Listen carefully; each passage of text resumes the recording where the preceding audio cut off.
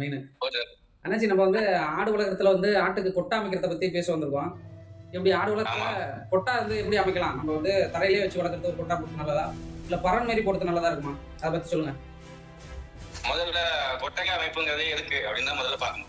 எதுக்குன்னா ஆட்டை நம்ம வளர்க்குற அந்த ஆட்டோட பாதுகாப்பு தான். எப்படி நமக்கு ஒரு வீடு மாதிரி தேவைப்படுதோ, நம்மளை சுற்றி எந்த ஆபத்தும் வர வீடு மாதிரி தேவைப்படுதோ, ம். அதனால அதே மாதிரி ஆடுகளுக்கும் கொட்டகை அப்படிங்கிறது வந்து ஒரு முக்கியமான ஒன்றா இருக்குது. ம்.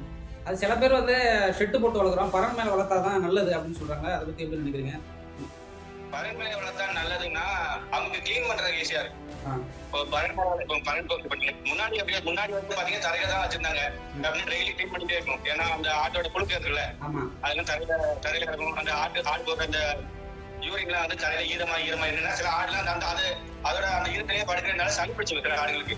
இதனால நோய் வந்து அதிகமா இருக்கும். நோய் தடுப்பு கம்மி தான் பரண் மேல வளர்க்கறதுல. ஆமா. பறன் மேலன்னா ஒரு 6 அடி இல்ல 5 அடி உயரம் வைப்பாங்க. சரியா? தரையில இருந்து 5 அடி உயரத்துல ஒரு மேடை மாதிரி போட்டு அதுல அவங்க தேவைக்கு ஏற்ற மாதிரி எத்தனை ஆடு வேணுமோ அத்தனை ஆடு வச்சு வளர்த்துப்பாங்க. சரி, இப்ப நெறைய பேர் சொல்றாங்க, எல்லாருமே வந்து பரண் மேல வளர்க்கறதுன்னு சொல்லிட்டு இன்வெஸ்ட் ஃபுல்லா அதுல போட்டுறாங்க. ஆட்டு மேல இன்வெஸ்ட் பண்ணாம, பரண் மேல இன்வெஸ்ட் பண்ணிட்டு கடைசியில வந்து கிட்டத்தட்ட ஒரு 2, 3 லட்ச ரூபாய் இதுல இன்வெஸ்ட் பண்ணிட்டு ஆடை கம்மியா வாங்கி வச்சுட்டு எனக்கு நஷ்டம்னு சொல்றாங்க. அத பத்தி எப்படி நினைக்கிறீங்க? பறன் மேல ஆடு வளர்க்கறது வந்து நான் இப்ப சொன்னேன்ல, கிளீன் பண்றதுக்கு ஈஸியா இருக்கிற மெத்தட் தானே தவிர அதனால வந்து பெரிய லெவல்ல வந்து அது வச்சாலும் லாபம் பார்க்க முடியும் அப்படிலாம் கிடையாது. அது வச்சா என்னன்னா நம்ம கொஞ்சம் செலவுதான். பணம் இருக்கிறவங்க கொஞ்சம் தப்பிச்சிருவான், இல்லாதவங்க மாட்டிப்பான். அவங்க பண்றாங்களே நம்மளும் பண்ணிடுவோம்னு சொல்லி நிறைய பேர் பரன் செட்டப்புக்கே ஆசைப்பட்டு சரியா நாலு ஒரு முன்னாடி போக முடியாம, ஏன்னா பரன்க ரொம்ப பெரிய அமௌண்ட் ஆயிரும். ஒரு பெரிய பட்ஜெட். 1 லட்ச ரூபா 1 லட்ச ரூபா 2 லட்ச ரூபா ஆயிரும். அப்படிங்கும் போது அவங்க ஆடு பார்க்க முடியாது. சரி, ஆடு வளர்த்து அதுல இருந்து இப்ப வருமானத்தை எடுத்துலாம் பார்த்தா பரன் போட்ட செலவு அவங்களுக்கு கிடைச்சிக்காது. எப்படினாலும் பரன் வந்து மேக்சிமம் வந்து நஷ்டம் தான். பரன் வந்து நம்ம வந்து ஆடு கூட அது கூட கால்குலேஷன் பண்ணக்கூடாது. நம்ம தனியா மட்டும் ஷெட் இருக்கு, அதோட பாதுகாப்புக்கு பண்ணலாம் அப்படின்னா இருக்கலாம். ஆமா ஆமா ஆமா. கண்டிப்பா நிச்சயம். இப்ப தரையிலேயே வந்து ஷெட் போடுறதுக்கு வந்து ஒரு அதிக செலவு போடலாமா? இல்ல 0 பட்ஜெட்லயும் நம்ம வந்து போடலாமா? இல்ல எது வந்து சிறந்ததா இருக்கும்? தரையில ஷெட் போடலாம். நான் முன்னாடி சொன்ன அதே பிரச்சனை வரும். என்னன்னா சொன்னேன், கொஞ்சம் நம்ம மாடு போடுற யூரினோ மோஷனோ அது மாதிரி அந்த ஈரம் படுற இடத்துல ஆடு இருக்கிறதுனால என்னன்னா இந்த அது மூச்சு சளி பிரச்சனை வரும். அந்த ஸ்மெல்லு வந்து சில ஆடுகளுக்கு வச்சுக்காம அதோட யூரின் தான் இருந்தாலும் அந்த ஸ்மெல்லு அந்த ஆடுகளுக்கு வச்சுக்காம சளி பிரச்சனை அந்த கொத்து தொண்டை வரும். குட்டி ஆடுலாம் பாத்தீங்கன்னா அந்த ஈரப்பட்டியில மட்டும் கொசு வரும். அப்புறம் எறும்பு கடிக்கும். எறும்பு இந்த கடி எறும்பு இருக்குல்ல, அந்த மாதிரி தான் நிறைய குட்டி ஆடுகளுக்கு வரும். அந்த மாதிரி நிறைய பிரச்சனை வரும் அந்த தரையில போட்டு வளர்க்கறதுனால. ஆனா ஒரு நாளைக்கு 2 தடவை சிரமம் பார்க்காம கிளீன் பண்ணணும் முதல்ல தரையில வச்சா. ஆமா, ஒரு நாளைக்கு 2 தடவையாச்சும் சிலவங்க சொல்லுவாங்க வாரத்துக்கு ஒரு தடவை கிளீன் பண்ணா போதும் அப்படின்ட்டு. அப்படிலாம் இல்ல, காலையில ஒரு தடவை சாயங்காலம் ஒரு தடவை 2 தடவை கிளீன் பண்ணணும். ஆனா சிரமம் பார்க்காம பரண் மேல வைக்கும்போது அந்த பிரச்சனை வந்து நமக்கு இல்ல, தினமும் பண்ணணுமா இல்ல? ஆமா கிளீன் பண்ண வேண்டிய அவசியம் இல்லை. ஏன்னா பரண் செட்டப் வந்து அந்த பரணை பாத்தீங்கன்னா கொஞ்சம் கேப் தான் வச்சிருப்பாங்க. அதுல என்ன ஆகுதுன்னா பரண் இந்த கேப் சொன்னல, அந்த கேப் வழியா அந்த ஆடு போடுற மோஷனும் அந்த யூரினோ அந்த கேப் வழியா கீழே விழுந்துரும். அந்த ஆடு கீழே விழும். என்னன்னா அந்த ஒரு 5 அடி உயரம் இருக்கிறதுனால அந்த ஸ்மெல் வந்து அந்த ஆடுகளுக்கு எஃபெக்ட் இருக்கு. அந்த ஆடுகளுக்கு ஒன்றும் பண்ணாது. எஃபெக்ட் வந்து கம்மி தான், அதனால ஒன்றும் பிரச்சனை இல்லை. எஃபெக்ட் இருக்காது, நஷ்டம் இருக்காது.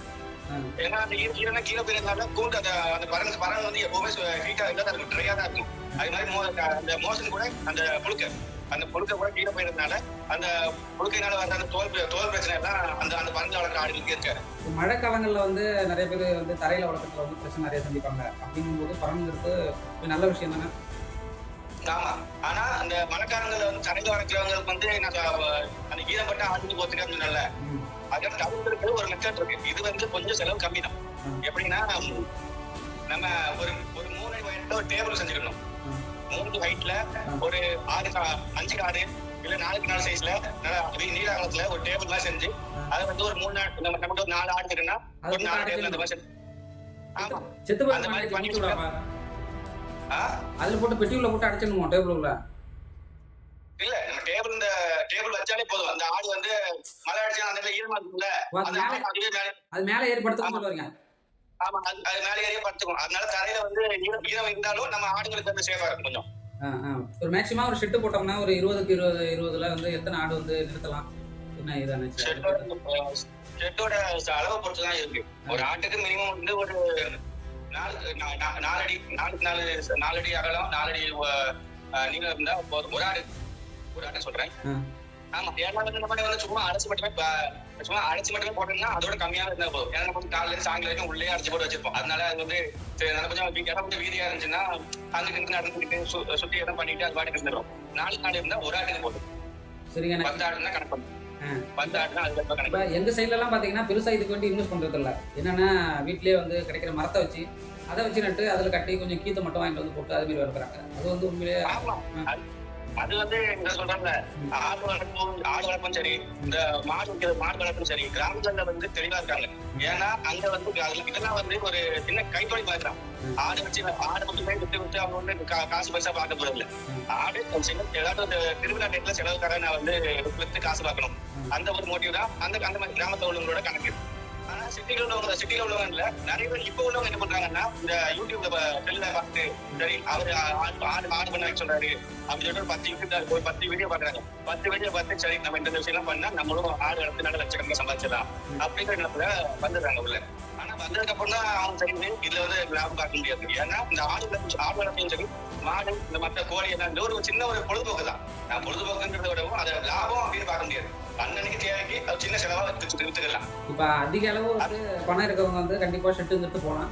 புதுசா தொடங்குறவங்க வந்து எடுத்த உடனே ஷெட்ல இன்வெஸ்ட் பண்ணுவாங்கன்னு சொல்றீங்க, அப்படிதானே?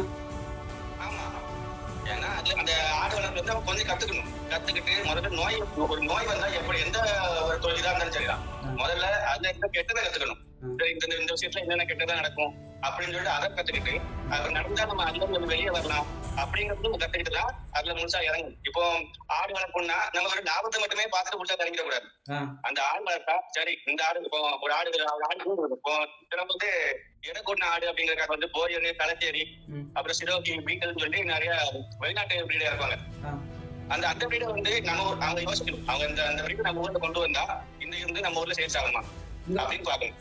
அதை பார்த்துட்டு அதுக்கப்புறம் அந்த மாதிரி ஆடுங்க வந்து நம்ம ஊருக்கு வந்துச்சுன்னா ஏதாவது நோய் வருமா, முதல்ல அந்த நோய்க்கு என்னென்ன மருந்து உண்டு, அந்த மருந்தை நம்ம வந்து எங்கெல்லாம் வாங்கலாம் அப்படிங்கறத நல்லா தெரிஞ்சுக்கிட்டு அதெல்லாம் தெரிஞ்சுக்கிட்டு அதுக்கப்புறம் தான் ஆடு வந்து அந்த மாதிரி ஆடுகளை வாங்கி நிறைய போட்டு வளர்க்கும். அதுக்காக தான் சொல்றது, முதல்ல ஆடுக்கு போது எடுத்தோம்னா பண்ணைய வந்து மொத்தமா ஆடு நிறைய வாங்குவாங்க. ஒரு ஆடு இல்ல ஒரு தாயாடு ஒரு பெரிய ஒரு கிடா ஒரு பொட்டை 2 மட்டும் வாங்கி ஸ்டார்டிங்ல சின்னதா வளர்த்து பார்த்துட்டு சரி நல்லா தேர்ந்தோம் அப்படிங்கிற பட்சத்துல வேணா அவங்க விருப்பப்பட்ட பண்ண வைக்கணும்.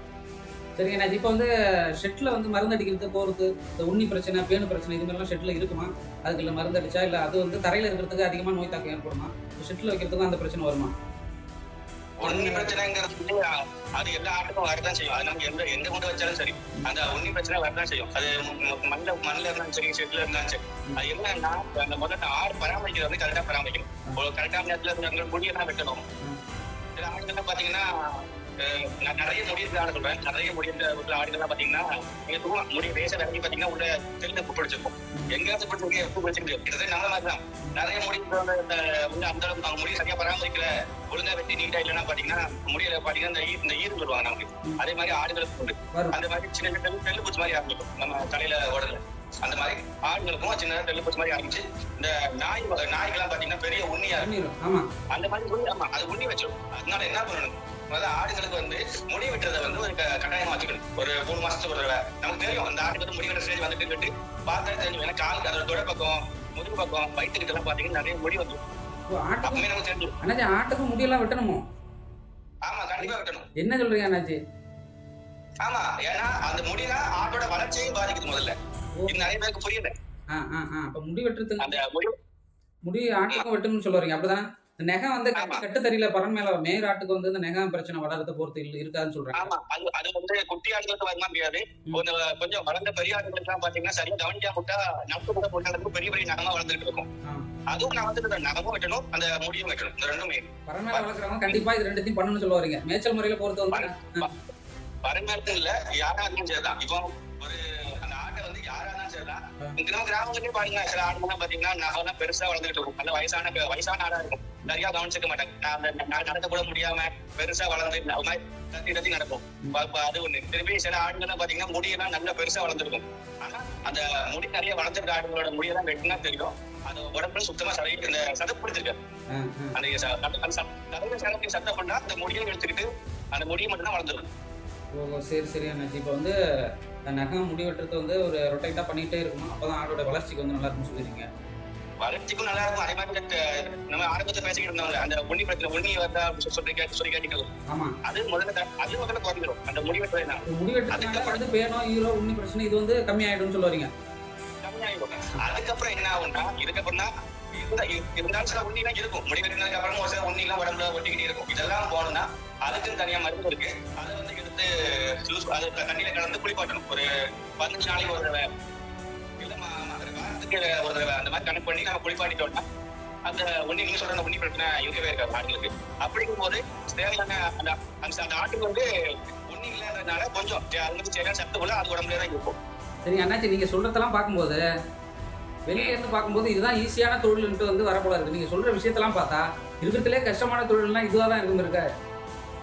கஷ்டம் கிடையாது, இதெல்லாம் தெரிஞ்சுக்கணும், அவ்வளவுதான். அதான் சொல்றேனே, இப்போ சில விஷயங்கள்லாம் இப்போ வந்து எப்படின்னா, ஆடு வளர்க்க, இப்போ மாடு வளர்க்கணும்னா சாணி அப்படிதான் ஆகணும். சிலர் வந்து சாணி வளர்க்க மாசப்பட்டு சாணி எழுதணுமா அப்படின்னு யோசிச்சாங்கன்னா முடியாது.